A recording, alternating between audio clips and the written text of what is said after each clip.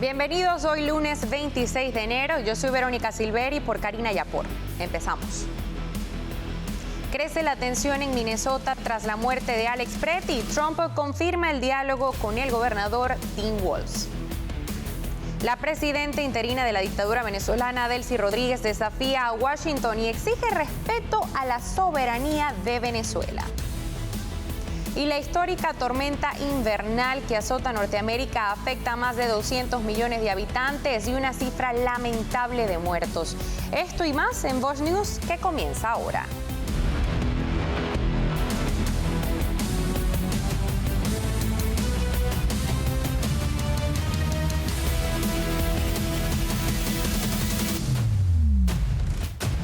Sigue la tensión en Minnesota tras la muerte de Alex Jeffrey Pretty, un enfermero de cuidados intensivos de 37 años que se enfrentó a agentes de la patrulla fronteriza en hechos que aún son materia de investigación.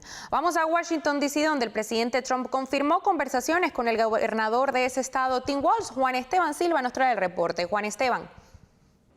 ¿Qué tal, televidentes de Vox News? Los saludo desde Washington. La Casa Blanca está siguiendo de cerca la historia de Alex Pretty, un enfermero de 37 años, una muerte ocurrida durante un operativo federal. Miren ustedes las imágenes en Minneapolis, un caso que genera conmoción nacional, mundial, por la manera en la que ocurrió, que se sigue investigando además. Alex trabajaba como enfermero en una unidad de cuidados intensivos. Según familiares, era reconocido por su compromiso profesional. El hecho ocurrió en un sector residencial de Minneapolis mientras autoridades federales desarrollaban una operación en la zona. Lo que dice la información preliminar de las autoridades es que durante el procedimiento habría existido un enfrentamiento en la vía pública con los agentes. Alex resulta herido y fue trasladado posteriormente a un hospital donde se confirma su fallecimiento. Las circunstancias exactas del hecho siguen bajo investigación. No se han presentado conclusiones oficiales. Miren lo que escribe el presidente Trump, quien ha enviado al zar de la frontera directamente a que le reporte lo que se vaya informando de la investigación. A propósito, la portavoz de la Casa Blanca, Karoline Leavitt, esto ha dicho sobre la investigación en curso. This tragedy occurred as a result of a deliberate and hostile resistance by Democrat leaders in Minnesota. For weeks, Governor Walz and the Mayor Jacob Fry and other elected Democrats were spreading lies about federal law enforcement officers who are risking their lives daily to remove the worst criminal illegal aliens from our streets: murderers, rapists, pedophiles, human traffickers, and gang members. En medio del contexto, el presidente Trump confirma también que ha hablado directamente con el gobernador de Minnesota, Tim Walz, para abordar la situación. Dice que fue una conversación amable a pesar de que Walz es demócrata y compitió contra él en las elecciones, para mantenerse informado, dice Trump, sobre el avance de las investigaciones. El presidente, como veían ustedes, pide que se investiguen casos de fraude en ese estado, pero también pide investigar a la congresista demócrata Ilhan Omar, afirmando que las autoridades federales deberían revisar el patrimonio y posibles irregularidades. Miremos más de lo que ha dicho la portavoz Karoline Leavitt en el tradicional briefing aquí en la Casa Blanca. That's why President Trump spoke with Governor Walz directly this morning, and he has outlined a clear and simple path to restoring law and order in Minnesota. Number one, Governor Walz, Mayor Fry, and all Democrat leaders should turn over all criminal illegal aliens currently incarcerated in their prisons and jails to federal authorities, along with any illegal aliens with active warrants or known criminal histories for immediate deportation. Number two, state and local law enforcement must agree to turn over all illegal aliens who are arrested by local police. And then thirdly, local police must assist federal law enforcement in apprehending and detaining illegal aliens who are wanted for crimes, especially violent crimes. Por ahora la investigación sigue en curso. La congresista Ilhan Omar ha rechazado estas acusaciones calificándolas de infundadas, asegurando que su situación financiera ha sido revisada de manera meticulosa. Las autoridades estatales en Minnesota en campo han pedido transparencia y en Minneapolis se han registrado vigilias, manifestaciones pacíficas en memoria de este enfermero. Pero repito, la investigación apenas comienza. La información desde Washington. Para Vox News, Juan Esteban Silva. Y las autoridades informaron de que un grupo de vándalos atacó las instalaciones del hotel Home 2 Suites en Minneapolis en medio de las protestas en contra del Servicio de Inmigración y Control de Aduanas. Presuntamente los sujetos destrozaron partes de las instalaciones al pensar que estaban albergando a agentes de ICE. Además, los vándalos arrojaron objetos a la gente que estaba dentro, rompiendo sus ventanas y escribiendo grafitis con frases en contra de ICE en la fachada del edificio. En ese sentido, The Washington Post detalló que empujaron y lanzaron objetos a un oficial del Departamento de Policía de Minneapolis y a otras personas justo dentro del vestíbulo del hotel. E intentaron abrirse paso obligando a los que estaban dentro a usar dos grandes máquinas expendedoras para bloquear físicamente a los alborotadores manifestantes. Y sí, la situación de Minneapolis está preocupando a muchos, pero ¿podría esto afectar las elecciones de medio término? ¿Quién tiene la razón aquí? ¿En qué se ha fallado y qué hay que hacer ahora? Para hablar sobre todo esto nos acompaña Jorge Bonilla, analista político y host del show de Jorge Bonilla. Jorge, primero que nada, bienvenido, muchas gracias por acompañarnos y quiero empezar contigo con esta declaración. Mira, el director del FBI, Kash Patel, dijo lo siguiente, vamos a escucharlo y ya reaccionamos. As Christie said, you cannot bring a firearm loaded with multiple magazines to any sort of protest that you want. It's that simple. You don't have that right to break the law and incite violence. We will, of course, always protect your First Amendment speech. And if you peacefully protest, there is absolutely nothing wrong with that. But you have seen a trend here, not just in Minnesota, but across the country, in these protests turning into violent scenarios and people attacking law enforcement. That's when you go over the line, and that's when law enforcement steps in.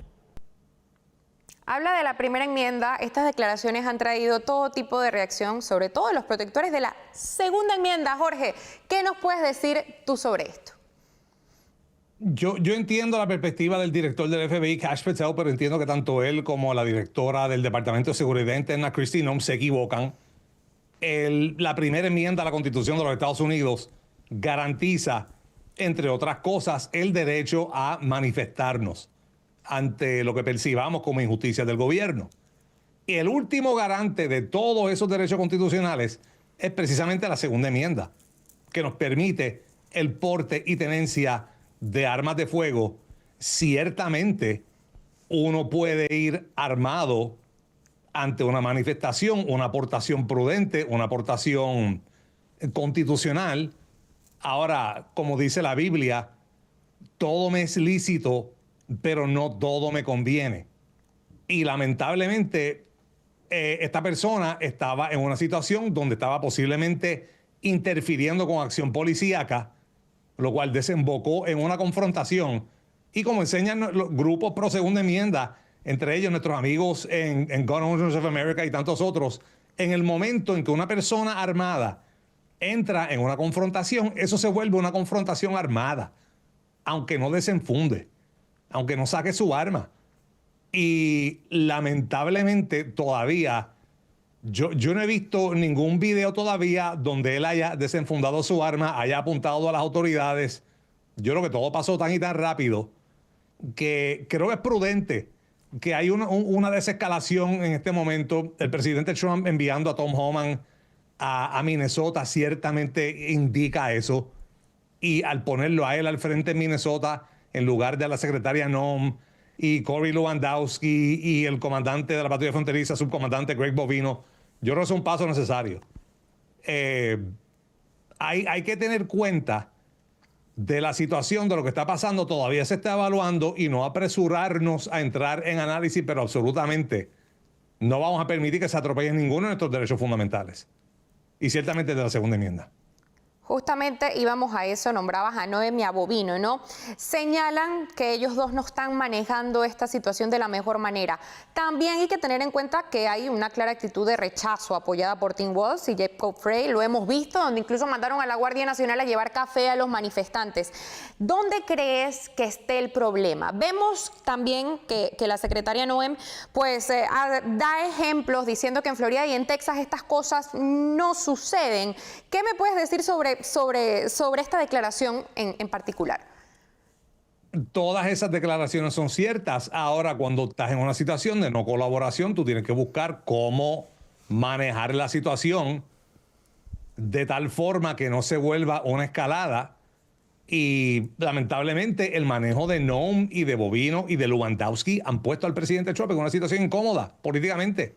Y por eso fue preciso mandar a Tom Homan a Minneapolis. Por eso fue preciso que el presidente Trump tuviera una llamada con el gobernador Greg Waltz y publicara en su Truth Social. Tuvo una llamada muy positiva con el gobernador Greg Waltz para dar indicios de bajar la temperatura, de desescalar, porque hablando de la política de esto, por un lado tienes que dar la apariencia de que estás desescalando, enfriando la temperatura, pero por otro, no se puede dejar de seguir haciendo la labor de detención en el interior del país, detención migratoria, porque eso fue una promesa de campaña. Si Trump se retira, eso va a enfriar la base, y ahí que se volvería problemático, porque empezaste a hablar de la elección de medio término.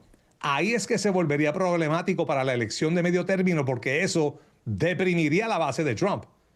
Entonces, lo que es preciso hacer es buscar cómo seguir haciendo este manejo de esta detención migratoria en el interior del país, pero hay que atenuarlo a la situación particular de Minnesota, donde tú tienes estado santuario, ciudad santuario, más lo que se va a desarrollar, la noticia que se va a desarrollar en los días venideros, es de una insurrección comunista bien financiada, bien organizada, lo cual nunca se había visto antes, recipiente de cientos de millones de dólares, con más de miles de personas comunicándose a través de señales de mensajes de chat, de signo, una cosa bien organizada, y hay que trabajar con todos estos factores a la vez.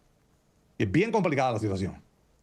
Justamente hablabas de Tom Homan en Minnesota. Claro está que es una manera de llevar a alguien efectivo a apagar el fuego causado por otros, ¿no? Por así decirlo, sí. Y estoy hablando en general. ¿Crees que esto sí vaya a funcionar? Muchas personas, y aquí pues es especulación, estoy comentando simplemente, dicen que Tom Homan fue echado a un lado. ¿Crees que esta es una manera de poner todo en su lugar de nuevo? Yo creo que sí, he visto esos reportes también, y la especulación es esa, precisamente, que Tom Homan fue marginado a favor de Kristi Noem, a favor de Lewandowski, que hay una rencilla entre los dos, una morriña que no se llevan. Y te diría más, para mí, esto te lo digo en mi calidad personal, a mí no me sorprendería. Yo fui uno que cuestioné el nombramiento de Kristi Noem a la Secretaría de la Seguridad Interna en este país, dado su hoja de vida, gobernadora de un estado pequeño. Entonces, gobernador de un estado pequeño no traduce necesariamente. Eso es alguien que tú pones en pequeños negocios o en el interior o algo así, no a cargo de DHS, que es una agencia grande, con un componente de seguridad grande. Son grandes ligas.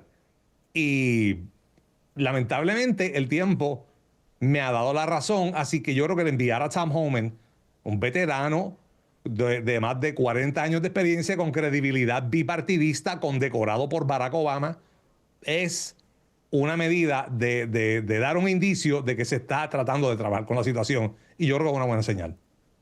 Jorge Bonilla, analista político y host del show de Jorge Bonilla, muchísimas gracias por acompañarnos hoy. Gracias a ti. Y mire, tras lo sucedido en Minneapolis, los demócratas planean bloquear un proyecto de ley de gasto público si este incluye el proyecto de financiación del Departamento de Seguridad Nacional. Esta situación llevaría a un cierre parcial de gobierno la próxima semana. Vanessa Vallejo nos cuenta los detalles. Vanessa.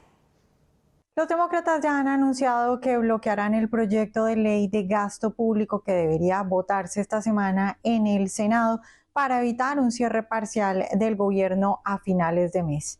La razón, lo sucedido en Minneapolis. El Senado tiene hasta medianoche del viernes para aprobar la medida de gasto que incluye la financiación del Departamento de Seguridad Nacional y evita un cierre parcial del gobierno. El paquete de financiación necesitará 60 votos para ser aprobado. Con una mayoría de 53 escaños, los republicanos del Senado necesitarán al menos 8 votos demócratas para aprobar la medida, ya que es probable que el senador republicano Rand Paul vote en contra del proyecto de ley. Esto dijo el líder de los demócratas en el Senado, Chuck Schumer. Lo que está sucediendo en Minnesota es espantoso e inaceptable en cualquier ciudad estadounidense. Los demócratas buscaron reformas sensatas en el proyecto de ley de gasto del Departamento de Seguridad Nacional pero debido a la negativa de los republicanos a oponerse al presidente Trump, el proyecto de ley es lamentablemente insuficiente para controlar los abusos de ICE. Votaré en contra. Continúa el senador Schumer diciendo lo siguiente: los demócratas del Senado no proporcionarán los votos necesarios para que se apruebe el proyecto de ley de asignaciones si se incluye el proyecto de ley de financiación de Homeland Security. Otros demócratas ya se han manifestado públicamente en el mismo sentido. Por ejemplo, la senadora demócrata Catherine Cortés Masto, de Nevada, quien se opuso al cierre del gobierno el año pasado, declaró lo siguiente: la administración Trump y Kristi Noem están desplegando agentes federales mal capacitados y agresivos en las calles sin ninguna rendición de cuentas. Afirmó, proponiendo también que los legisladores debatan la financiación del Departamento de Homeland Security por separado, para que así se puedan aprobar los otros proyectos de ley de gasto en general. De modo que los demócratas están buscando bloquear este proyecto de financiación del gobierno. Los más moderados creen que existe la posibilidad de que se aprueben por separado las otras 5 financiaciones y se debata solamente la del Departamento de Homeland Security. Sin embargo, diferentes informes afirman que los republicanos están dispuestos a seguir adelante con su plan para intentar aprobar los 6 proyectos y que en caso de que no se aprueben, pues echarán la culpa a los demócratas por este cierre parcial del gobierno que podría ocurrir el viernes. Gracias, Vanessa. Y nosotros seguimos con más asuntos. Estados Unidos impondrá aranceles del 100% a las importaciones canadienses si Ottawa finaliza un nuevo acuerdo comercial con China. La información fue dada a conocer este domingo por el secretario del Tesoro, Scott Bessent, amplificando una amenaza similar a la del presidente Donald Trump un día antes. No podemos permitir que Canadá se convierta en una puerta de entrada para que los chinos introduzcan sus productos baratos en Estados Unidos, afirmó Bessent en el programa This Week de la cadena ABC. Y la presidenta interina de la dictadura venezolana, Delcy Rodríguez, elevó el tono este domingo al afirmar que está harta de las órdenes de Washington en medio de un clima político marcado por la captura del ex dictador Nicolás Maduro por parte de Estados Unidos. Rodríguez, quien asumió el cargo con respaldo de la Casa Blanca, enfrenta ahora el desafío de mantener la estabilidad interna mientras responde a crecientes exigencias externas, especialmente relacionadas con la reactivación de la industria petrolera.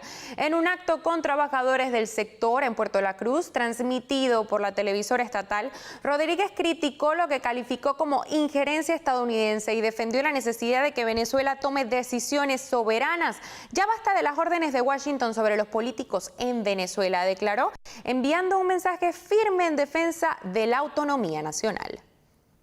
Y la ONG Foro Penal confirmó por la noche que al menos 104 nuevas personas fueron excarceladas. Estos son presos políticos en Venezuela, como parte del proceso de liberaciones anunciado el pasado 8 de enero por el gobierno de Delcy Rodríguez. El director de la organización, Alfredo Romero, informó en la red social de X que la cifra fue actualizada a las 8 de la noche y señaló que el equipo continúa verificando los casos en distintos centros de detención. Más temprano, Foro Penal había reportado 80 liberaciones. El vicepresidente de la ONG, Gonzalo Imiov, advirtió que el conteo aún no es definitivo y podría aumentar conforme avancen las revisiones. En declaraciones a EFE, Imiov aseguró que desde la madrugada del domingo se registra un número importante de excarcelaciones, en lo que constituye uno de los mayores movimientos de liberación en los últimos meses.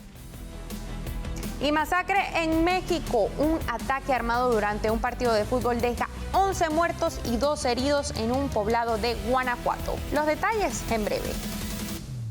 Si vives con diabetes tipo 2, lo último que necesitas es otra factura costosa.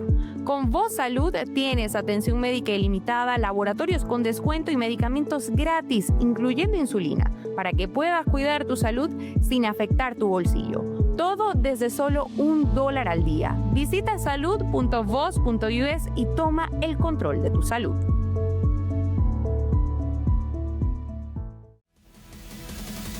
Ya estamos de regreso, vamos ahora con esto. Una enorme tormenta invernal con temperaturas polares sigue azotando este lunes por tercer día consecutivo a buena parte de Estados Unidos, donde ha dejado al menos 11 fallecidos, 1 millón de hogares sin energía eléctrica y miles de vuelos cancelados. Las autoridades advirtieron que una masa de aire procedente del Ártico provocaría la caída de temperaturas a niveles peligrosamente bajos durante algunos días más. Esta tormenta ha provocado intensas nevadas y acumulaciones de hielo con consecuencias potencialmente catastróficas, según el Servicio Nacional de Meteorología. El alcalde de Nueva York, Zohar Mamdani, informó que 5 personas fueron encontradas muertas al aire libre este fin de semana, sin detallar las causas de la muerte. En el estado de Texas, las autoridades confirmaron 3 muertes, incluyendo la de un adolescente de 16 años, fallecida en un accidente de trineo. En Luisiana, 2 personas murieron por hipotermia. Además, una persona murió y otras 2 resultaron heridas en un choque vinculado con las condiciones meteorológicas el sábado en el sureste de Iowa, según la policía local. Y el presidente Donald Trump aprobó las declaraciones de emergencia para múltiples estados afectados por la tormenta invernal. El mandatario aprobó las declaraciones para Luisiana, Arkansas, Mississippi, Tennessee, Georgia, Carolina del Norte, Maryland, Kentucky, Indiana y Virginia Occidental. Asimismo, aseguró que están trabajando de cerca con la Agencia Federal para el Manejo de Emergencias, con FEMA por sus siglas en inglés, los gobernadores y los equipos estatales para garantizar la seguridad de todos. Manténgase a salvo y abrigados, escribió el mandatario republicano en Truth Social.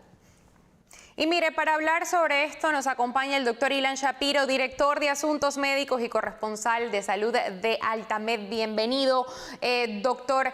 ¿Qué tan peligrosas pueden llegar a ser estas temperaturas tan bajas en este momento? Le pregunto específicamente cómo puede afectar el frío extremo como este que estamos viendo al cuerpo humano.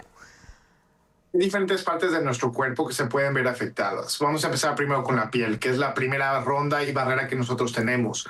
Se puede realmente empezar a quemar prácticamente por el frío. Las células se congelan y el agua dentro de ellas crean como cristales y podemos llegar a tener problemas en lo que son las partes expuestas. Esos son nuestras manos, nuestra nariz, nuestros oídos, nuestra cara. Por eso es importante que si estamos en la parte de afuera hay que cuidarnos.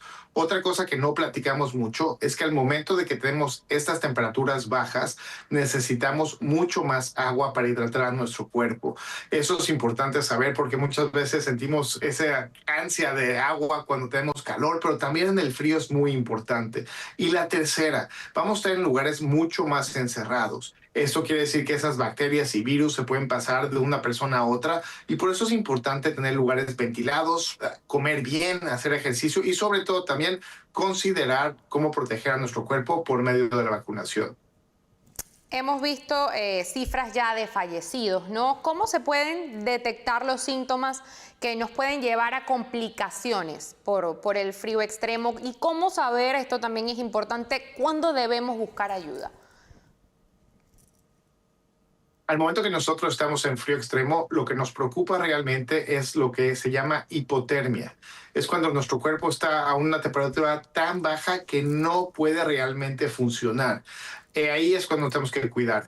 ¿Qué es lo que va a pasar? Pues nuestro cuerpo vamos a empezar primero a temblar. Eso quiere decir que el cuerpo está tratando de generar mucho más calor para poder contemplar y seguir funcionando. La segunda es que podemos tener dolores de cabeza, náusea, vómito y hasta problemas para hablar. Ahí es cuando empieza la primera parte de la hipotermia. Quiere decir que en ese momento tenemos que calentar a esa persona que está viviendo eso. Y muy importante, mucha gente dice, bueno, es que hay que darle alcohol para que funcione. Realmente el alcohol es pésimo y de hecho hace que perdamos mucho más energía y no nos ayuda en estas ocasiones.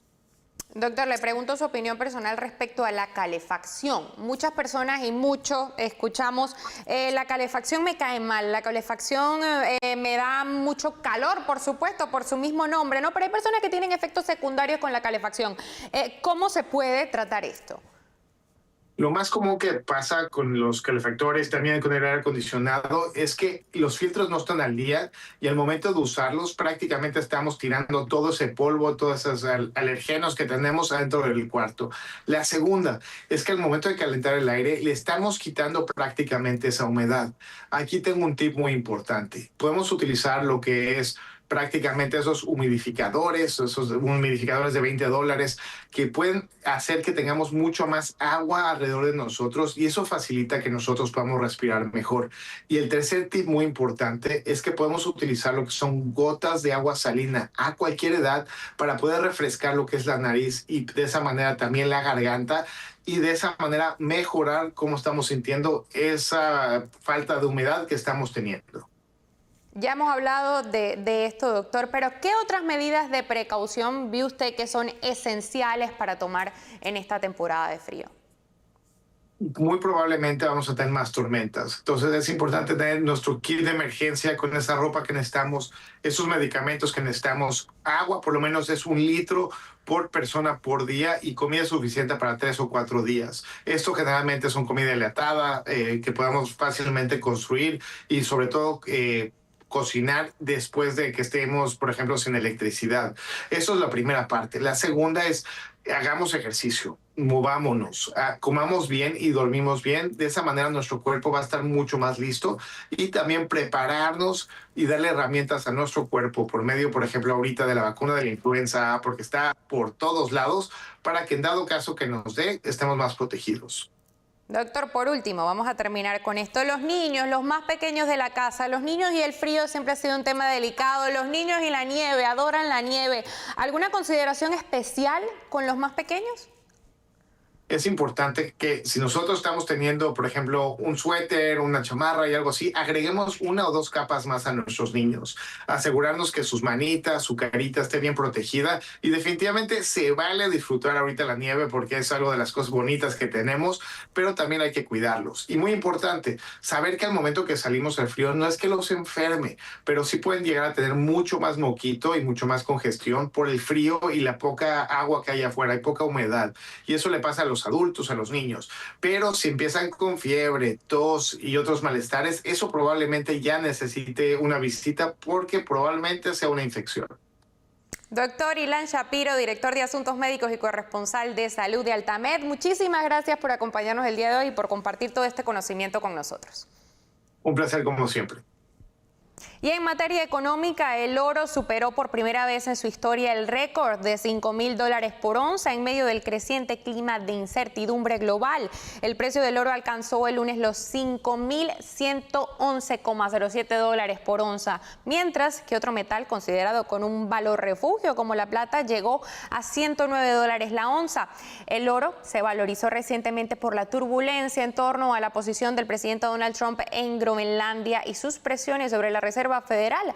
Aunque en los últimos 2 años, recordó a AFP, el metal precioso se ha fortalecido por factores como la debilidad del dólar y la inflación elevada en el mundo. En enero de 2024 el oro se situaba apenas por encima de los $2,000 por onza.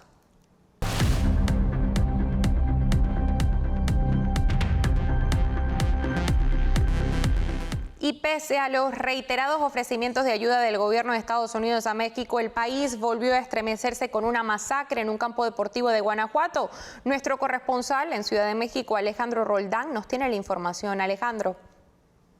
Así es, Verónica, con gusto de saludarte. Y fue justo después de concluir un partido de fútbol cuando más de 100 personas convivían en un campo deportivo en Salamanca, en el estado de Guanajuato, cuando un comando armado llegó hasta el lugar y abrió fuego contra los asistentes. El ataque dejó 11 personas sin vida y 12 más lesionadas, 5 de ellas en estado grave. La presidenta de México, Claudia Sheinbaum, se refirió a este ataque armado. Hizo un comunicado la propia gobernadora y la Fiscalía General de Justicia del estado de Guanajuato, y el gobierno de México a través del gabinete pues está en coordinación con ellos para poder dar con los responsables. Desde finales del año pasado y principios de este se tenía conocimiento de la suspensión de actividades deportivas debido a problemas de inseguridad. A pesar de ello, este partido de fútbol y la convivencia se realizaron únicamente bajo resguardo de seguridad privada, sin presencia de policías municipales. El alcalde de Salamanca señaló que la violencia en la zona ha sido una constante. Este hecho se suma a una ola de violencia que lamentablemente padecemos en el estado y particularmente en Salamanca. El día de ayer tuvimos 5 personas asesinadas en la comunidad de 4 de Altamira, una más en San Vicente de Flores. Este ataque ocurre a tan solo unos días de la reunión de seguridad celebrada en Washington entre los gobiernos de México y Estados Unidos, en la que se dio seguimiento a los trabajos conjuntos en materia de seguridad.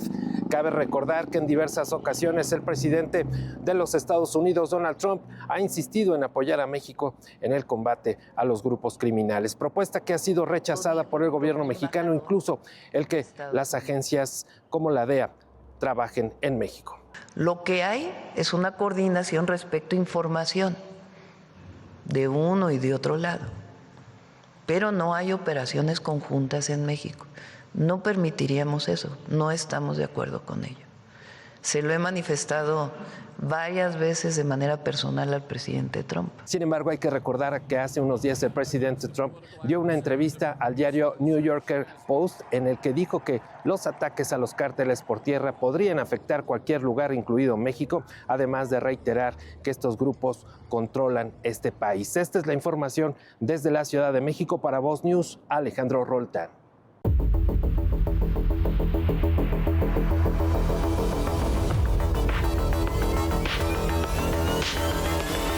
Y escuche esto bien, una represión de apenas 2 días contra protestas en Irán habría causado más de 36.000 muertes, según informaciones de inteligencia y múltiples investigaciones periodísticas. Las protestas comenzaron el 28 de diciembre, inicialmente impulsadas por huelgas de comerciantes en Teherán, y se extendieron rápidamente a más de 400 ciudades y pueblos del país en medio del deterioro económico y la represión política. La respuesta del régimen iraní, según coinciden diversos medios internacionales y organizaciones de derechos humanos, incluyó el uso de munición real, ejecuciones extrajudiciales y un apagón casi total de las comunicaciones. De acuerdo con The Media Line, la represión se intensificó tras una orden directa del líder supremo de Irán, Ali Khamenei, de aplastar sin piedad las protestas por cualquier medio necesario. Oficiales del Ministerio de Salud iraní revelaron que la escala de la matanza el 8 y el 9 de enero fue tal que agotó las bolsas para cadáveres y obligó a usar camiones de 18 ruedas para trasladar los cuerpos. Con estas informaciones vamos a una pausa, pero quédese con nosotros que ya volvemos con nuestros panelistas para discutir los temas más destacados del momento. Ya volvemos. Si estás pasando por ansiedad o depresión, no tienes que enfrentarlo sola. Con Voz Salud tienes acceso ilimitado a terapia y consultas médicas virtuales o en persona, y a más de 400 medicamentos, incluyendo los que tratan la salud mental, totalmente gratis. El apoyo comienza desde solo $1 al día. Visita salud.voz.us y empieza a sentirte mejor mucho más pronto.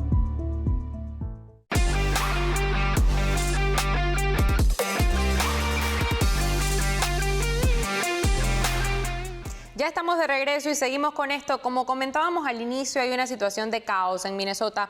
Ha sido provocada, puede ser, ha sido mal manejada también, pero lo mejor para el país es que esto tenga un desenlace pronto. Hoy le damos la bienvenida a nuestros analistas: Vanessa Vallejo, analista de Voz; Alfonso Aguilar, abogado y analista político desde Washington, D.C.; Orlando Avendaño, periodista de Voz.us y analista. Bienvenidos, gracias por acompañarnos. Alfonso, voy a empezar contigo. ¿Cómo es posible que los demócratas de Minnesota, con su gobernador Tim Walz al frente, sigan protegiendo políticas de ciudad santuario, ¿no?, promoviendo todo esto, mientras ICE cumple con la ley federal y al final sean los contribuyentes realmente los que pagan el precio de ver este caos y violencia en las calles? Yo creo que es una pregunta clave, porque lo que escuchamos en la prensa tradicional es otra cosa, ¿verdad? Como si ICE estuviera provocando esto, cuando no es así. O sea, en el resto del país se están llevando a cabo operaciones policíacas de ICE para detener individuos, pero esto no está sucediendo. Pero cuando la policía local, estatal, no colabora, entonces ICE tiene que entrar y hacer estos operativos más al abierto. Incluso tienen que llevar más personas, porque no solo tienen que hacer el trabajo de detención, pero tienen que hacer también el trabajo policíaco. Obviamente eso atrae a esta red de activistas de izquierda extrema que opera alrededor de todo el país. Lo hemos visto en Minnesota operando, incentivados por demócratas, incentivados por el mismo gobernador Walz, que les ha dicho que salgan con las camaritas. Y claro, interfieren en los operativos y también crean caos y desorden. Eso fue lo que vimos el sábado, ¿no? Y respectivamente de lo que sucedió, ¿verdad? Porque es terrible una muerte, tenemos que esperar la investigación para ver qué es lo que sucedió, pero sí hay que reconocer que ICE, en este caso CBP, porque tenemos a CBP operando ahora en distintas ciudades también, están trabajando en una situación y un ambiente muy difícil, donde tienen que tomar decisiones en segundos. Y pues mira, a veces las decisiones pueden ser terribles, incluso quizás errores garrafales que cuesta una vida. Nadie quiere ver eso. Pero que la izquierda ahora y los demócratas se traten de hacer las víctimas, pues me parece eso totalmente absurdo, porque esto está bien montado, bien provocado. Este individuo era parte de esa red, quizás no merecía morir de esa manera, pero quién sabe, hay que ver la investigación. El tema es que esto es provocado, pero de todas maneras yo creo que buscar una manera. Esta mañana el presidente parece que habló con el gobernador Walz y parece que le hizo una propuesta específica de que si el Estado cumple y colabora con ICE, que ellos están dispuestos a sacar a CBP del Estado. Vanessa, con 2 tiroteos fatales por agentes de ICE, trágico, lo ha dicho la misma administración, ¿puedes decir que han nacido a través de estas muertes un panorama similar al que se vio con George Floyd? Yo creo que eso es lo que está buscando la izquierda. Están buscando utilizar unas situaciones trágicas y lamentables para su beneficio político, para victimizarse, para atacar a la administración. Y es una situación muy complicada, es muy complicada porque son esas situaciones en las que uno le puede dar razones a uno y al otro lado, y que al mismo tiempo yo creo que debe ser mucha la cantidad de personas que debe estar pensando que sí hay que hacer reformas a la forma en la que de pronto se está actuando, pero al mismo tiempo decirle a esas personas que el hecho de que haya de pronto habido un error o de que se tenga que hacer ciertas reformas no quiere decir que todo lo que diga la izquierda sea cierto, no quiere decir que haya que volverse del otro lado y perder la cordura y salir, porque creo que en muchas entrevistas, obviamente de canales que buscan este tipo de comentarios, pero vi muchas entrevistas el fin de semana a gente en Minnesota que decía, bueno, yo nunca había manifestado, pero salí a manifestar. Yo creo que la gente tiene que tener mucha cordura, mucha paciencia, mucha calma para ver las cosas con tranquilidad y analizar las cosas con tranquilidad de los dos lados, así como, por ejemplo, tampoco es prudente que del lado republicano haya algunas personas, incluso de la administración, que salieron muy rápidamente a dar unas declaraciones que pues evidentemente no eran las adecuadas en ese momento, y que lo adecuado siempre en estos casos, es decir, hay que esperar la investigación siempre, porque no se pueden sacar conclusiones en tan solo unos minutos. Entonces yo creo que sí, la izquierda está buscando eso, y creo que el llamado sobre todo a la gente tiene que ser que aun cuando uno ve errores o cuando uno no esté de acuerdo con algo, siempre hay que tener calma y mesura para reaccionar. Por eso justamente hablamos de la provocación y también del mal manejo. Orlando, ahora voy contigo. Los manifestantes radicales y los sindicatos están paralizando la economía de Minnesota con huelgas y bloqueos también, lo hemos visto. ¿No es esto exactamente lo que los demócratas querían, ¿no? Usar la inmigración para sabotear también la agenda de Trump. Estoy dando un ejemplo, no es el primer tópico que vemos que se utiliza para esto, ¿no? También castigar a los estados que resisten al control federal. Sí, de acuerdo. Yo creo que los demócratas desde un principio se plantearon instrumentalizar las políticas migratorias de la administración en contra de la administración. ¿Por qué? Porque obviamente las políticas migratorias, al impactar directamente a las personas, genera una cantidad tremenda y muy peligrosa de episodios que pueden ser manipulados para precisamente generar caos y generar violencia. Y eso es lo que ha buscado la izquierda desde el momento en que el presidente Trump asumió la presidencia. Es desafortunado, no ha habido voluntad de cooperar. En gran parte la resistencia a las políticas migratorias es lo que está provocando estas interacciones tensas y que pueden salirse de control, como en el caso claramente de Minnesota. Mira, es una situación, la verdad, lamentable. Yo creo que la administración tiene que tomar en cuenta que la voluntad de la izquierda es la de instrumentalizar todo lo que haga en materia migratoria, y eso tiene que obligar a la administración a ser mucho más cuidadosos y sensibles en cuanto a la política migratoria, porque tienen que saber que cualquier cosa que pueda ser malinterpretada, sacada de contexto o llevada al extremo, incluso generando una tragedia como la de el señor Pretty, que pues fue desafortunadamente murió en estas circunstancias, pues saben que esto lo van a aprovechar. Entonces, si bien la izquierda está detrás de esto, yo creo que la administración tiene la responsabilidad de manejar esto con mucho más cuidado del que lo ha venido manejando. El manejo comunicacional, lo decías tú, Orlando, lo decía Vanessa también. Y Alfonso, para esto voy contigo. Kash Patel señaló ayer en la cadena de noticias Fox lo que muchos interpretaron como que nadie podía ir a una manifestación armado y con múltiples cargadores, ¿no? El video fue muy sonado, lo vimos nosotros también anteriormente en el programa. ¿Es esto una excusa válida respecto a lo que sucedió? No, francamente yo no creo que él quería decir eso, pero eso fue lo que dijo. Yo creo que hay varios funcionarios de la administración que francamente pasando las horas durante el día de ayer se dieron cuenta que se habían anticipado y dijeron unas cosas muy desafortunadas. Quizás empezando por Stephen Miller, seguido por la secretaria Noem, por el jefe de la patrulla fronteriza Bovino y por el mismo Kash Patel. Primero decir que era un terrorista doméstico, ¿verdad? Pues se anticiparon a decir una cosa así que evidentemente no lo era un empleado federal y pues mira, no estaba siendo quizás violento realmente. Yo creo que eso fue un error. Me pareció muy interesante hoy en la conferencia de prensa en la Casa Blanca que cuando le hacían varias preguntas a Caroline Leavitt, la portavoz, sobre los comentarios de Miller, los comentarios de Noem, ella decía, yo hablo por el presidente, y el presidente lo que ha dicho es que vamos a hacer la investigación y vamos a ver lo que pasó. O sea, claramente se estaba distanciando de los comentarios, no se distanció de ellos. Ella dijo que él que Noem tenía confianza, la confianza del presidente, pero sí se distanció de esos comentarios. Esos comentarios han sido muy criticados y como decía Orlando, es una oportunidad para darle a la izquierda esa oportunidad para atacar, ¿no? a la administración.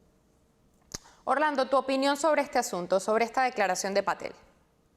Bueno, de acuerdo, creo que no fue pertinente, creo que se cae por su propio peso.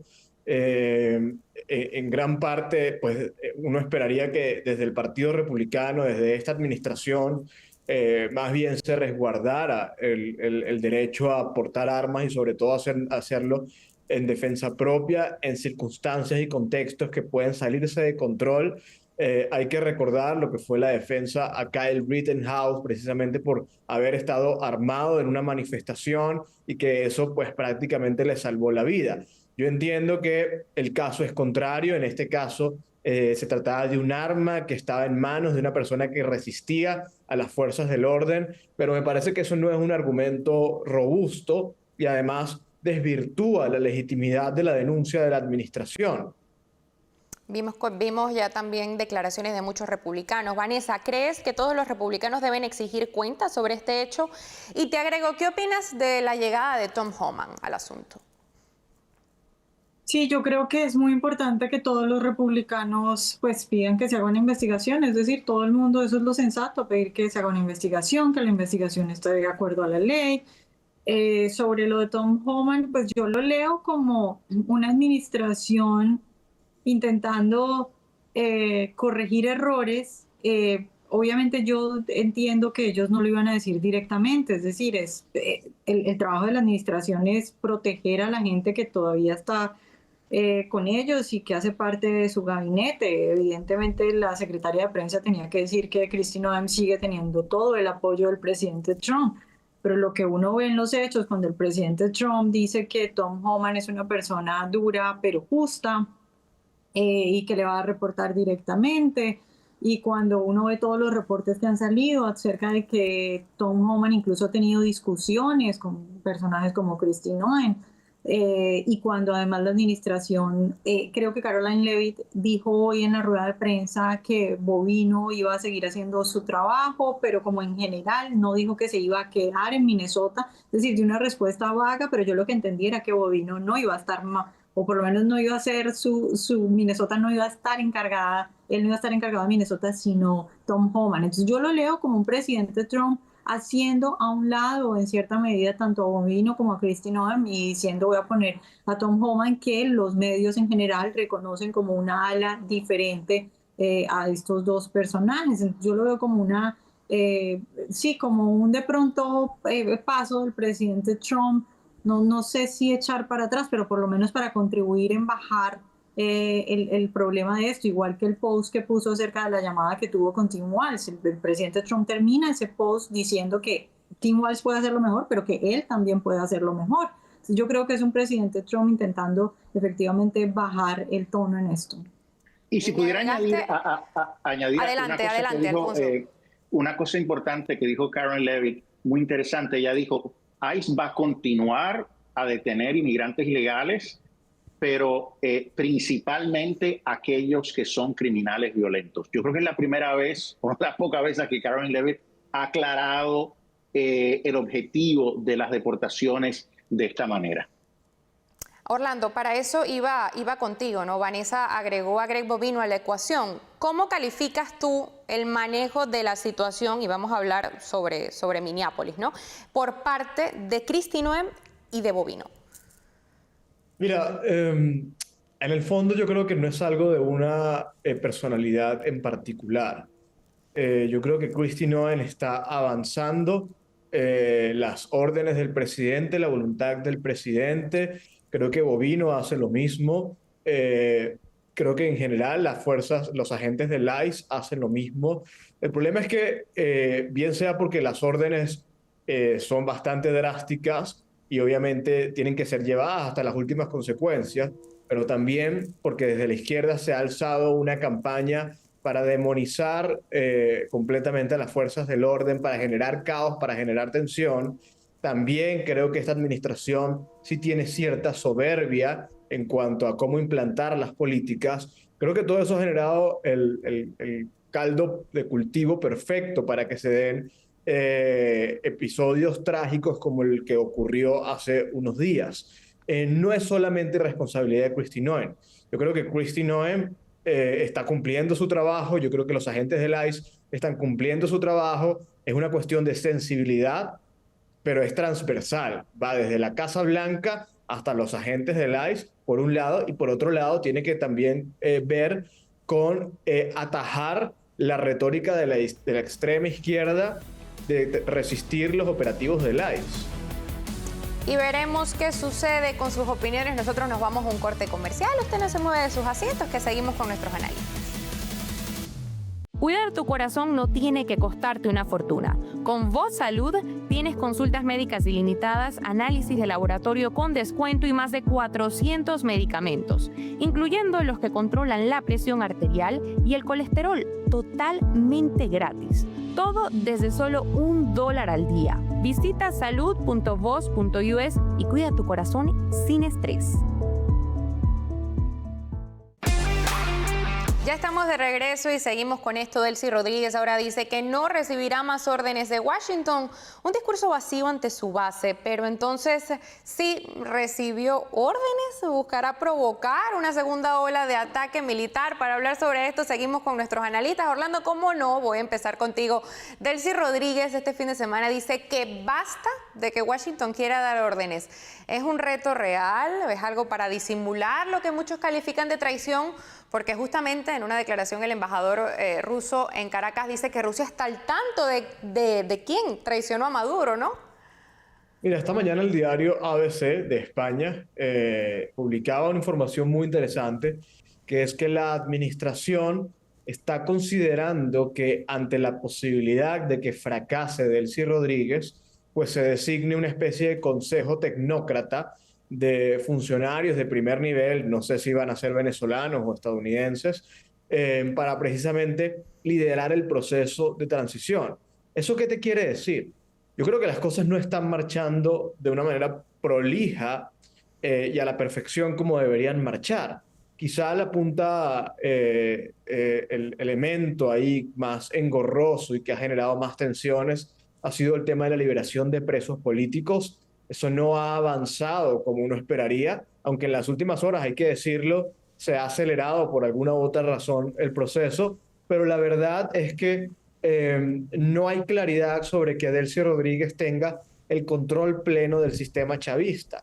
Diosdado Cabello apareció la semana pasada con la misma actitud que siempre ha tenido altanero, prepotente, desafiando a Estados Unidos. Ahora vemos a Delcy Rodríguez en lo mismo. Y aunque todo esto pudiera ser simplemente retórica frente a las bases y para contentar a los seguidores que deben estar muy molestos con la forma en que el régimen ha cooperado con Estados Unidos, pues la verdad es que en términos reales esto no se ve que esté avanzando con la rapidez con la que en algún momento se asomó.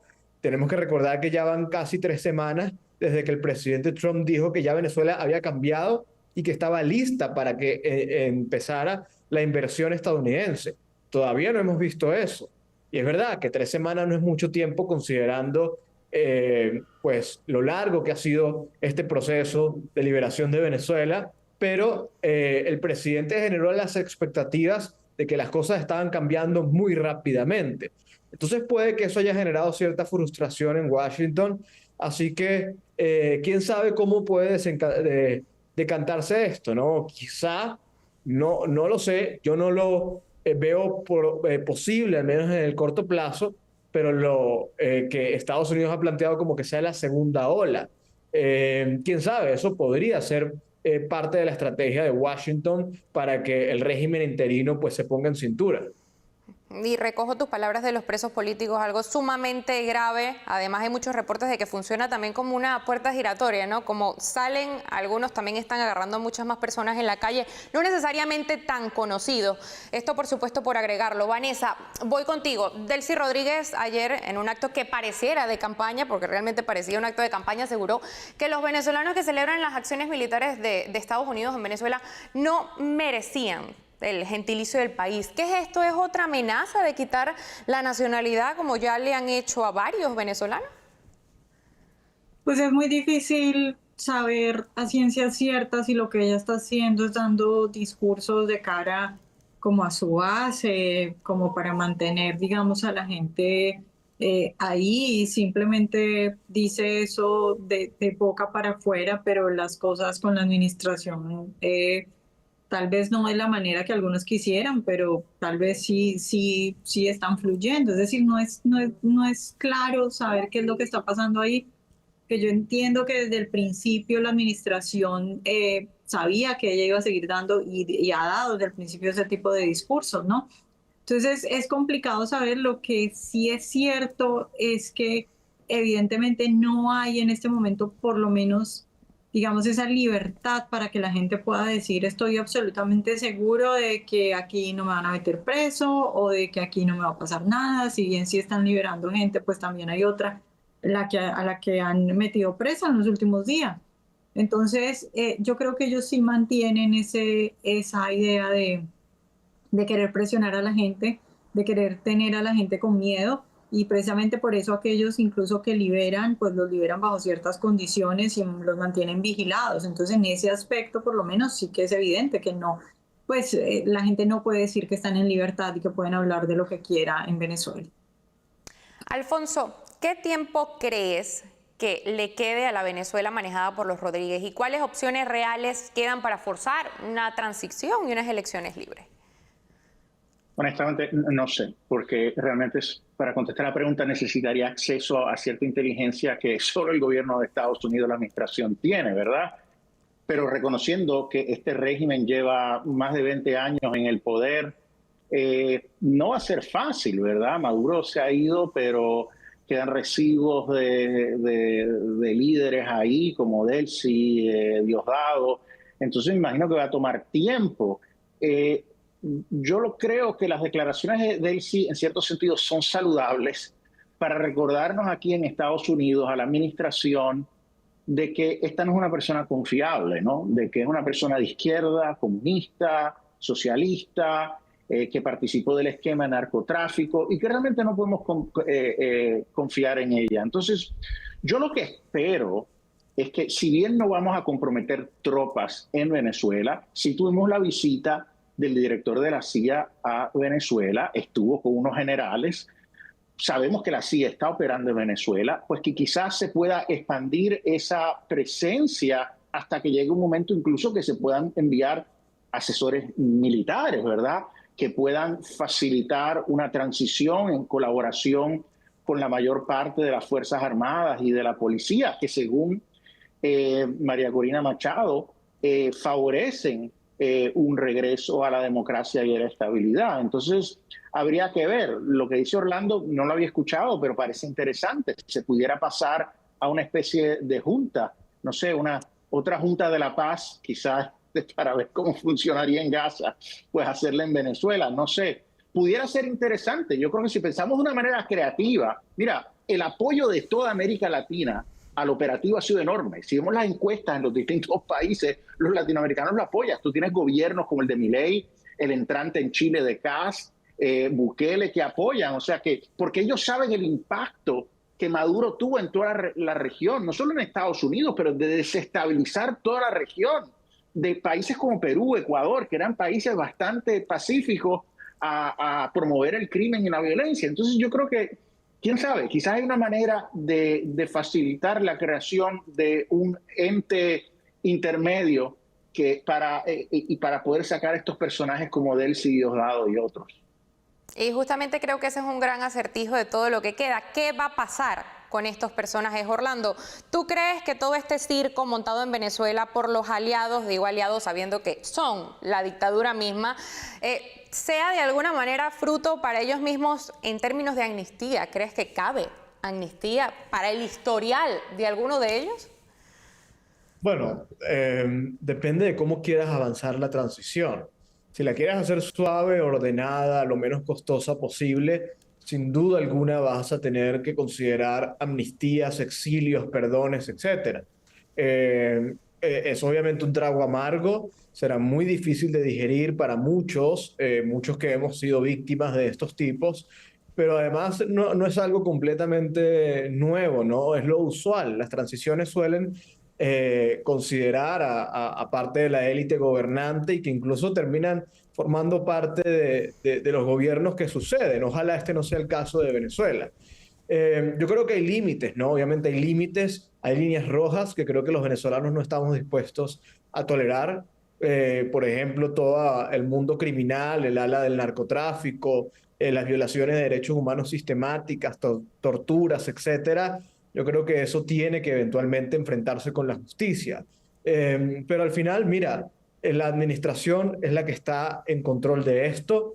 Yo creo que tienen las mejores intenciones, pero al mismo tiempo quieren que el costo sea lo menor posible. Creo que la línea roja para la administración es tener que enviar tropas a garantizar la estabilidad en el país. Y ya que ese no parece ser el escenario, pues van a tener que jugar con los factores internos. Entonces, amnistías, exilios, eso hay que contemplarlo. Vanessa, mucho preocupa que se desvíe el tema de Venezuela y que quede en segundo plano. Muchos dicen que la dictadura y especialmente quienes encabezan ahora el régimen venezolano vean las elecciones de medio término como un tiempo para soportar. ¿Crees que esto sea así? Pues yo creo que aquí el que todo el mundo ve como garantía que está Marco Rubio. Todo el mundo cree que Marco Rubio pues está enfocado o que por lo menos no va a ser capaz de voltear la cara y olvidarse de lo que está pasando en Venezuela. Y yo creo que sí, que en cierta medida esa opinión es importante. Ahora, obviamente una situación después de las elecciones de medio término, donde probablemente los republicanos vayan a perder la Cámara, al menos, no sabemos, incluso podría ser el Senado también, donde un presidente Trump está enfrentando impeachment, donde tienen problemas para sacar proyectos, para gobernar. Obviamente es una situación muy difícil luego para otras cosas, como por ejemplo la situación de Venezuela, ¿no? Digamos que afortunadamente en general el presidente tiene cierta autoridad para tomar este tipo de decisiones en cuanto a materia internacional. tendrían que frenarlo en el Congreso, pero en general creo que el ambiente frente a Venezuela pues es incierto, no sabemos qué pueda suceder, pero creo que efectivamente es motivo de cierta calma que está Marco Rubio ahí.